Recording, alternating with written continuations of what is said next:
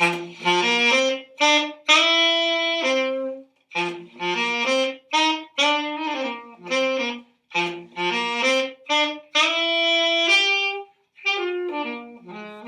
I'm Mrs. Watts, librarian here at KES, and I'm going to talk about 5 books that stopped me in my tracks when I read them and left a lasting impression.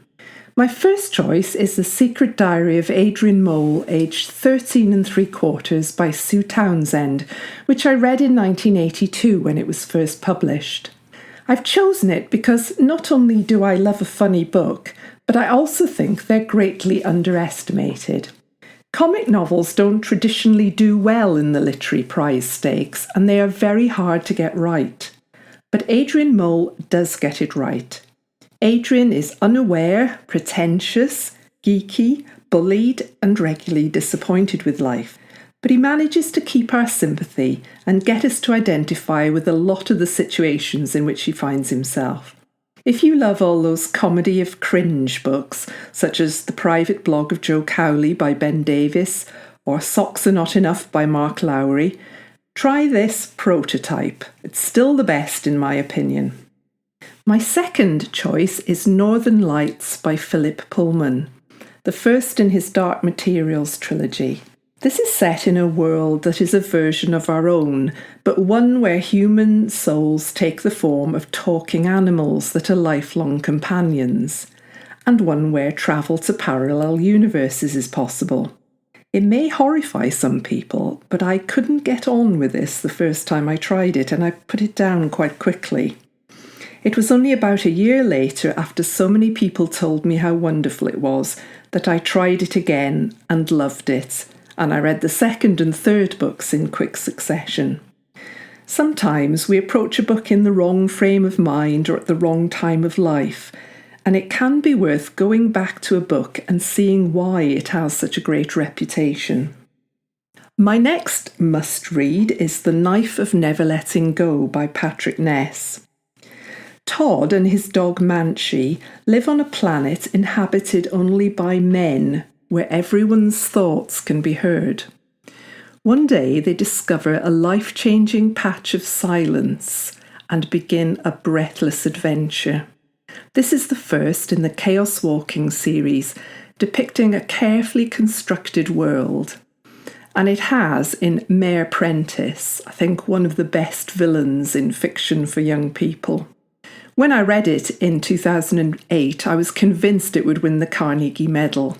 It didn't, but the third of the trilogy, Monsters of Men, won in 2011. My fourth choice is set in a more everyday world, but it's far from being an ordinary book. It's Orbiting Jupiter by Gary D. Schmidt, and it won the Year 9 Book Award in 2017. It's a simply told story about a difficult subject. A family in Maine decide to foster a troubled teenage boy who has a baby daughter he's never seen. Joseph is coming to live with Jack and his parents on their farm. He's been in a juvenile detention centre for trying to kill a teacher. Mr. and Mrs. Hurd, Jack's parents, want to help, but the local community is very hostile. It's a book that packs a punch, and some of our Year 9s who read it said it shook them up. Finally, a book written for adults, Ready Player One by Ernest Cline. You may have seen the recent film, but the book not only has more content, it has a little more adult content in places. I picked it up in a bookshop in York in 2014. As it's set in the world of computer games, and I've only played 3 computer games in my entire life, Myst, Broken Sword and Monkey Island, I thought I'd read a bit of it to see what it was like. And almost immediately I was hooked by the description of Wade Watts in his dismal trailer park in Oklahoma, escaping a collapsing society by playing games in the virtual world of the Oasis.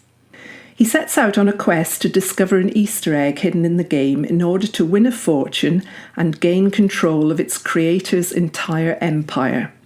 It's a great escapist page-turner with lots of surprises. All 5 books are available to borrow from the school library. I'll put the details on the Book of the Week blog in case you didn't catch all the authors and titles. If you decide to read any of them, I hope you enjoy them and let me know what you think. Thank you for listening.